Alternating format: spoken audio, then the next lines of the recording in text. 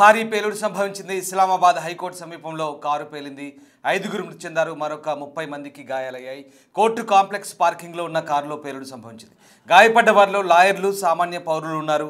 చాలా దూరం పేలుడు శబ్దం వినిపించింది. కోర్టు కాంప్లెక్స్ మూసివేశారు. ఇస్లామాబాద్లో హై అలర్ట్ కొనసాగుతుంది. అత్యంత భయానకంగా ప్రమాద దృశ్యాలున్నాయి. ఢిల్లీ పేలుడు జరిగి 24 గంటలు కూడా గడవక ముందే పాకిస్తాన్లో భారీ బ్లాస్ట్ చోటు చేసుకుంది. పాకిస్తాన్లో చోటు చేసుకున్న భారీ పేలుడు సంబంధించిన దృశ్యాలు మనం చూస్తూ ఉన్నాం. Disturbing visuals on big TV screen.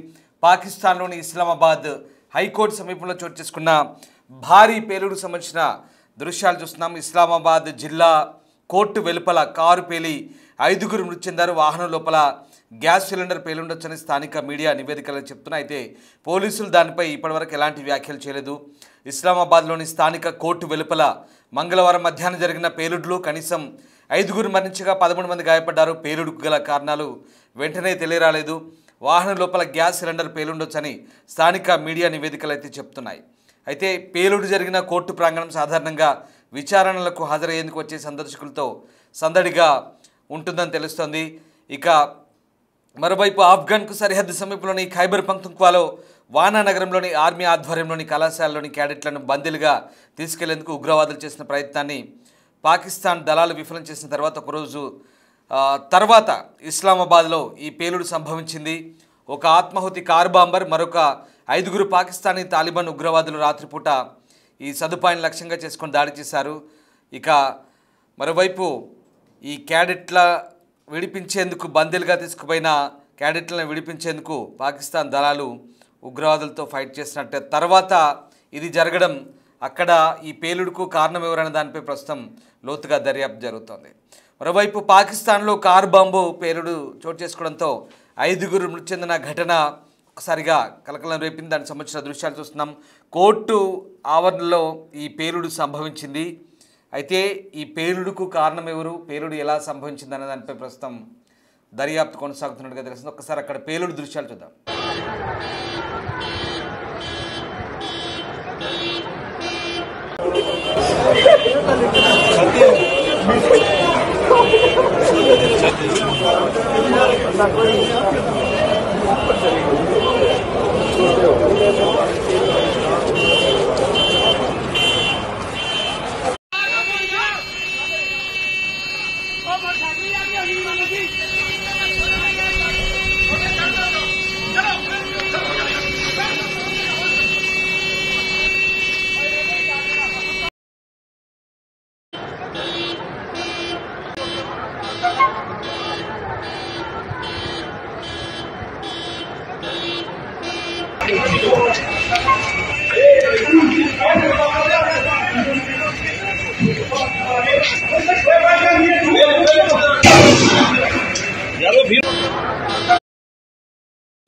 ఢిల్లీలోని ఎర్రకోట సమీపంలో చోటు చేసుకున్న భారీ పేలుడు తర్వాత మంగళవారం పాకిస్తాన్ రాజధాని ఇస్లామాబాద్లో మరొక ఘోర ఘటన చోటు చేసుకుంది. ఇస్లామాబాద్ కోర్టు కాంప్లెక్స్ సమీపంలో కారు పేలుడు సంభవించి 5గురు మృతి చెందారు. మరొక 25 మంది వరకు గాయపడ్డారు.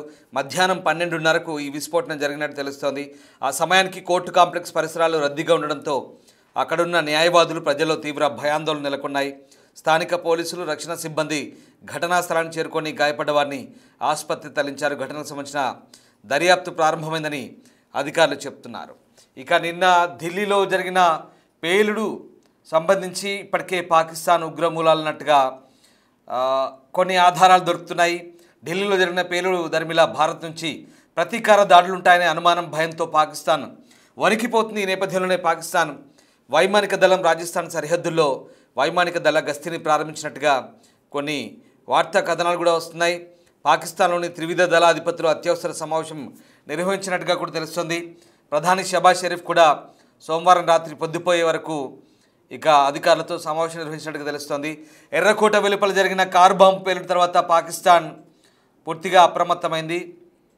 ఏదైనా భారత్ నుంచి దాడి జరిగితే తక్షణం ప్రతీకారం తీర్చుకునేందుకు అక్కడి వ్యవస్థలను పాకిస్తాన్ యాక్టివ్ చేసినట్టుగా తెలుస్తోంది. భారత్ నుంచి ముందస్తు దాడి లేదా ఇతర సైనిక చర్యను ఊహించి పాక్ ఈ తరహా నిఘా కొనసాగిస్తున్నట్టుగా తెలుస్తోంది. ఇక మొత్తం మీద భారత్లో ఎర్రకోట పేలుడు తర్వాత పాకిస్తాన్లో పేలుడు సంభవించింది. ఇది నిన్న భారత్లో పేలుడు సంభవిస్తే ఇవాళ పాకిస్తాన్లో పేలుడు సంభవించింది. భారత్లో పేలుళ్లకు కుట్రలు చేస్తున్నారు, స్పాన్సర్ టెర్రరిజాన్ని ప్రోత్సహిస్తున్నారు, ప్రాయోజిత తీవ్రవాదాన్ని ప్రోత్సహిస్తూ డబ్బులు ఇస్తూ ఇక్కడ స్లీపర్ సెల్స్ను ఏర్పాటు చేసి భారత్లో అశాంతి సృష్టించేందుకు ప్రయత్నిస్తున్నారు. మీరు చేస్తున్న ప్రయత్నాలకు మీకు తలదన్నే విధంగా మీకు కూడా డ్యామేజ్ జరుగుతున్న పరిస్థితులు కనబడుతున్నాయి. పాకిస్తాన్ వాళ్ళు ఎప్పుడైతే భారత్లో ఇలాంటి స్పాన్సర్ టెర్రరిజాన్ని ప్రోత్సహిస్తున్నారో అక్కడ కూడా ప్రతీకారం బదులు తీర్చుకుంటున్నట్టుగా ప్రస్తుతం ఆ ఘటనలు కనబడుతున్నాయి.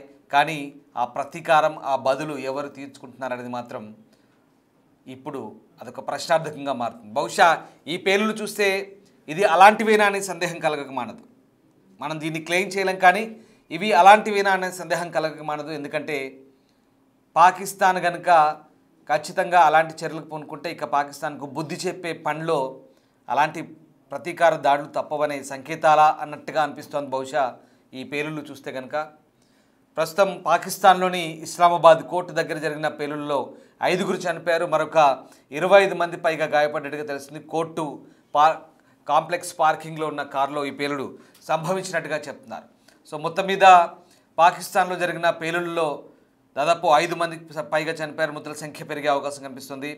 ఢిల్లీ పేలుళ్ళ తర్వాత పాకిస్తాన్ పేలుళ్ళతో ఒక్కసారిగా అక్కడ కూడా ఉద్రిక్త వాతావరణం చోటు చేసుకుంది. ఢిల్లీ సమీపంలో చోటు చేసుకున్న భారీ పేలుడు తర్వాత ఇస్లామాబాద్లో ఈ పేలుళ్ళు చోటు చేసుకోవడం ఆ ప్రాంతంలో ఒక్కసారిగా ఉద్రిక్తతకు దారితీసింది. మీరు చూస్తున్న దృశ్యాలు ఇస్లామాబాద్లోని కోర్టు వెలుపల చోటు చేసుకున్న దృశ్యాలు. బహుశా దెబ్బకు దెబ్బ అన్న మాదిరిగా పరిస్థితులు తయారవుతున్నాయా? గతంలో పాకిస్తాన్ ముష్కరులు భారత్లో చేస్తున్న అరాచకాలకు, అల్లకల్లోలకు భారత్ సమాధానం ధీటైన రీతిలో ఇవ్వలేక కాస్త శాంతి, సహనం, ఓర్పు వహించేది. కానీ ఇప్పుడు పరిస్థితులు అలా లేవు. దానికి తగ్గట్టుగా దెబ్బకు దెబ్బ అన్నట్టుగా తయారవుతుందా అనే సందేహాలు కూడా కలగక మానదు. ఢిల్లీ పేలుల తర్వాత నెక్స్ట్ డే తర్వాతి రోజే పాకిస్తాన్లో అక్కడ కూడా క్యాపిటల్ సిటీలో పేలుడు సంభవించడం అనేది ఇప్పుడు కొంత ఆలోచించే విధంగా కనిపిస్తుంది, కొంత చర్చకు దారితీస్తుంది.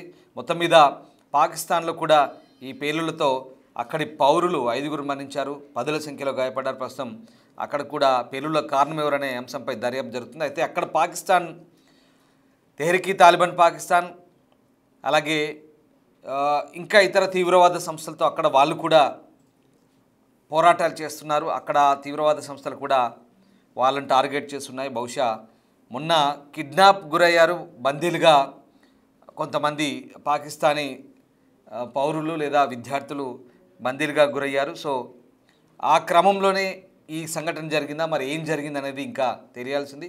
మొత్తం మీద పాకిస్తాన్లో కూడా బాంబు పేలుతో ఒక్కసారిగా చర్చనీయాంశంగా మారుతుంది.